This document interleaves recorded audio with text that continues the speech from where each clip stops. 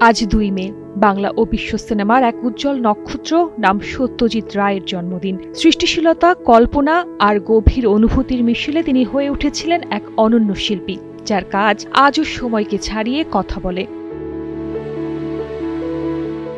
শৈশবে তার নাম ছিল মানিক, তবে বাবা সুকুমার রায় সেই নামটি পছন্দ না করায় নতুন করে রাখা হয় সত্যজিৎ। কিন্তু খুব অল্প বয়সেই বাবাকে হারান তিনি। মাত্র ২.৫ বছর বয়সে থেমে যায় সুকুমার রায়ের সৃষ্টির পথ। ফলে বাবাকে তিনি কাছ থেকে নয়, চিনেছেন তার লেখা আর কাজের মধ্য দিয়েই।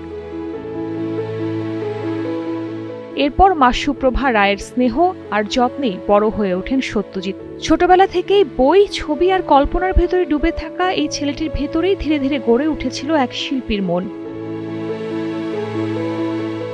পড়াশোনা আর জীবনের নানা অভিজ্ঞতার মধ্য দিয়ে তিনি খুঁজে পান নিজের পথ। ক্যারিয়ার শুরু করেন বিজ্ঞাপন সংস্থায়, পরে বইয়ের প্রচ্ছদ আঁকার কাজ করেন। সেখান থেকে গল্প আর ছবির প্রতি তার গভীর আগ্রহ তৈরি হয়। সেই আগ্রহই তাকে নিয়ে যায় সিনেমার জগতে। একমাত্র স্মার্ট সিটি বসুন্ধরা, আধুনিকতায় এক ধাপ এগিয়ে। বিভূতিভূষণ বন্দ্যোপাধ্যায়ের উপন্যাস থেকে তিনি তৈরি করেন পথের পাঁচালী, যা তাকে বিশ্বজুড়ে পরিচিত করে তোলে। এরপর অপরাজিত, অপুর সংসার, জলসাঘর, দেবী, চারুলতা, গুপি গাইন, বাঘা বাইন, সোনার কেল্লা সহ একের পর এক অসাধারণ সিনেমা তিনি উপহার দেন। শুধু সিনেমা নয়, লেখক হিসেবেও তিনি সমান জনপ্রিয়।